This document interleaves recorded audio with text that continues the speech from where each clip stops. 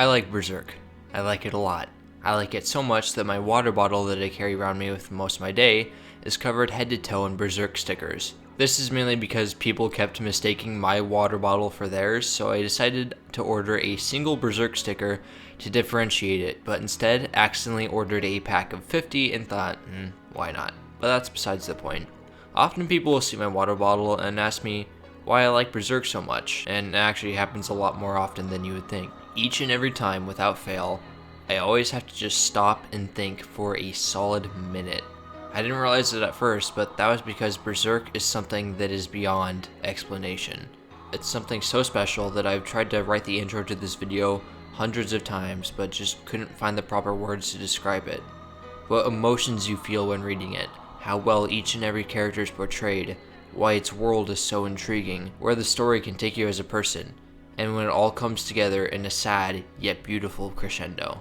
I could describe all of this to you in excruciating detail, but instead, I think it would be more appropriate to focus on the character that represents Berserk the most, its protagonist, Guts. In 1976, a 10-year-old boy first began to draw a little comic book series in his spare time. He would only pass around copies to his classmates and friends before his teachers began to take note, and began printing it out for the entire school to enjoy. This boy's name was Kentaro Miura, and he would continue illustrating the series for almost 40 volumes. It wasn't until middle school, with the creation of his second manga, did he begin to use professional tools. With this, the level of his art skyrocketed, giving him much more notoriety in high school, as Miura would publish more works in school papers and enter contests. At age 18, he served as the assistant to Hajime no Ippo creator George Morikawa, though after a short while, Morikawa sent him away, because according to him, there's nothing that I could teach him that he didn't already know. Unbeknownst to anybody, Miura already had an idea for a brand new manga, a sketch of a large figure cloaked in black, wielding a gigantic sword. This small sketch would later evolve and birth the idea of Kentaro Miura's life work, a manga called Berserk. The chapters of Berserk, specifically chapters 1 through 15, are strange.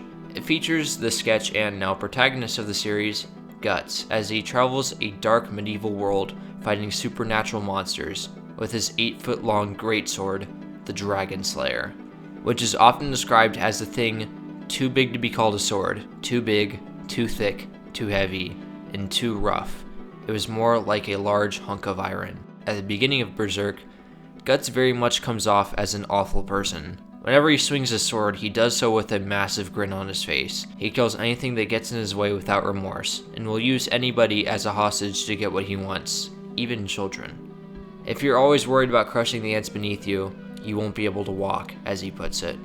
But there's still another layer to him that he doesn't want people to see.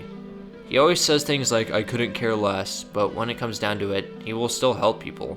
He tries to make it sound like he's only helping them for a selfish reason, but the truth is, he's just really bad at being selfish. That's because deep down, Guts is just a scared little boy who is afraid that if he were to get too attached or to care for anybody, they would abandon him. If you would have asked me when I first started reading Berserk if I thought Guts would have died at the end of the story, I would have said yes. Let me explain. Guts is very much bordering on the anti-hero trope, which, according to the Oxford Dictionary, is a central character in a story, movie, or drama who lacks conventional heroic attributes. Most of media's most famous anti-heroes are characters who do bad things but for good intentions, such as Walter White, who makes drugs to provide for his family that he will inevitably leave behind, or Dexter Morgan. Dexter Morgan, a serial killer who kills other serial killers so that they don't hurt innocent people. By the end of their respective stories, their moral compass is too far gone to keep going, and they inevitably die. This is where I assumed Guts' story would take him further down the path of ruin. After 15 chapters of Guts killing demons, we finally get some context into who he was before this. Guts is born out of the corpse of his mother, who is hung on a tree left to die. It's not before he's found crying on the ground, as he's taken in by a group of traveling mercenaries. He's raised by a member of the group, Gambino, but not as a son, but as a worker, seeing the brutality of war and violence at a very young age. He's given a sword much too large for him, and forced to train day after day with Gambino. His childhood doesn't get any better from there, as Guts is one day forced to kill Gambino, fleeing from the band of mercenaries. He travels on his own for a very long time, earning money as a freelancer for other bands, earning his name with his signature sword that is much bigger than him. Then one day he meets the Band of the Hawk, in which their leader Griffith takes a liking to him. Unwillingly, he joins their band after losing to Griffith in a duel. Guts only plans to stick around for a little while, but as the years go by, the band becomes like family to him, the family that he never had. The scared little boy is now finally able to find a place that he can belong, and none other than with a woman named Casca. The two don't exactly hit it off right away, as for almost 3 years, all Guts and Casca do is argue, with Griffith being the one to have to break them up. All you care about is swinging your sword against others. You don't care at all about the lives of the men you lead. You're just a mad dog, as she describes him. But over time, they slowly begin to fall in love, something that Guts has never experienced before, and neither has Casca. The two stumble their way through their relationship, but become the thing that they can lay on in their hardships. Standing and watching in jealousy is Griffith. Griffith is something else, something strange. He's human, no doubt, but he gives off a strange aura, that of something of a god. The rest of the Band of the Hawk feels as if they're all just pawns in his game to achieve greatness, as if the world is his plaything. Griffith aspires to be more than just a mercenary. He wants his own kingdom.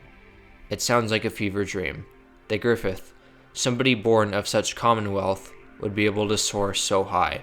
But when the words come out of his mouth, it is as if they are set in stone. The entire time Guts is with Griffith, their plan for royalty comes as close as they could ever hope.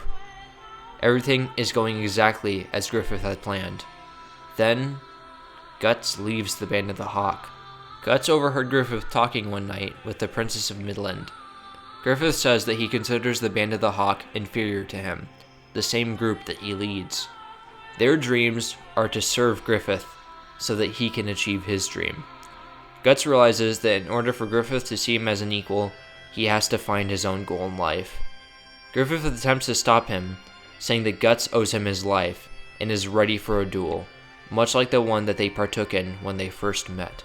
This time, Guts beats Griffith effortlessly, as he's much stronger than he was years ago. After losing his greatest asset in war, and to somebody he believed as lesser to him, Griffith tries to feel dominant again by sleeping with the princess.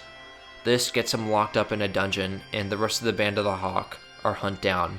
A year later, Guts returns to the group to find that only a handful are left, with Casca being forced to lead them. Finally back together, the group rescues Griffith, who is now a shell of his former self. He can't move, he can't speak. The only thing he can do is watch and hear. This time, Griffith overhears Guts and Casca's plans to leave the band behind for good and go live a life together.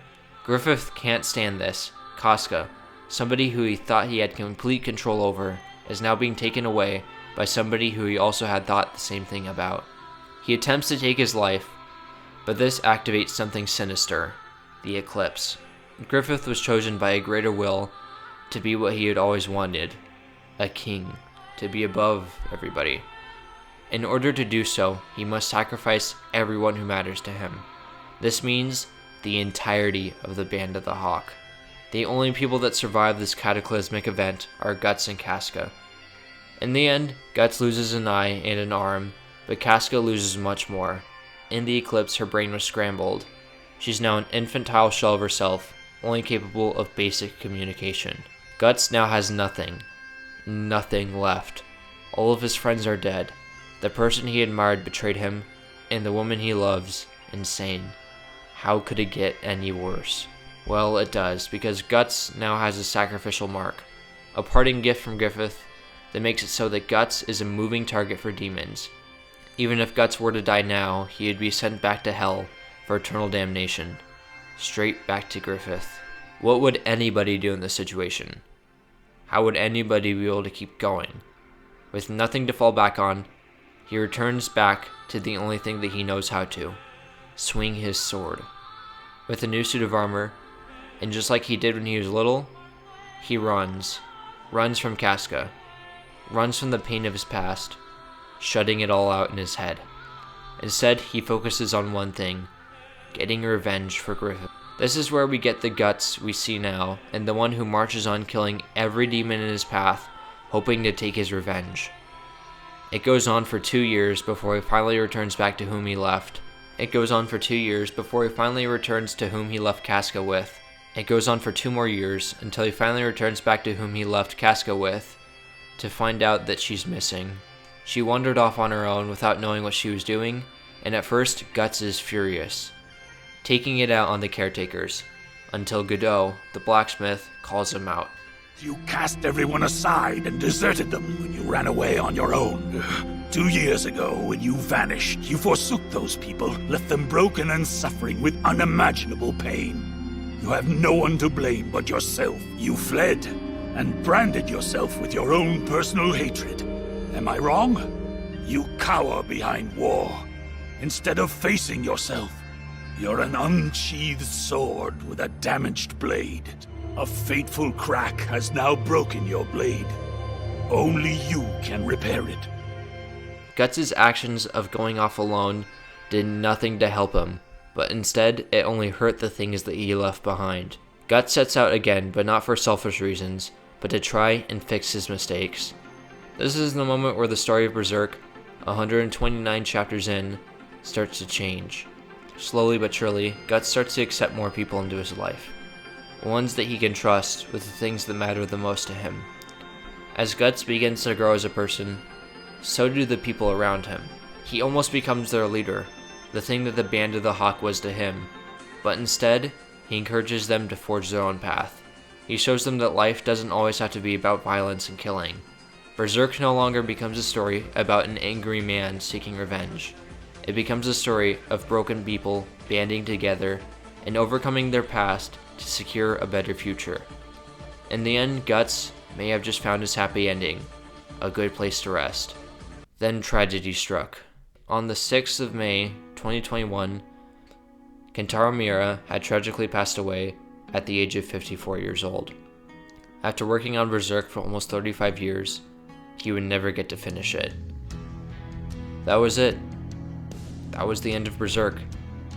One of the greatest stories ever told to never be finished, and one of the greatest authors of all time taken too soon. It was a sad day, and nobody really knew what was going to happen. Everybody just kind of accepted that Berserk was over, and we would be left on a cliffhanger ending, and that went on for a whole year.